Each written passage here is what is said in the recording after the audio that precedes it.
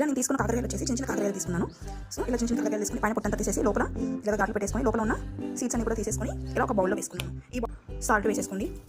And next ఇలా కొద్దిగా పసుపు వేసేసుకోవాలి. వేసేసుకొని రెండింటిని ఇలా మిక్స్అప్ చేసుకొని ఒక ప్లేట్లో కవర్ చేసేసుకోవాలి.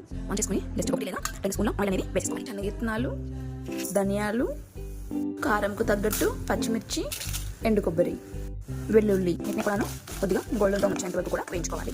తర్వాత కొంచెం 1 స్పూను తెల్ల నువ్వులు తీసుకుని ఒక 10 రెమ్మలు కరివేపాకును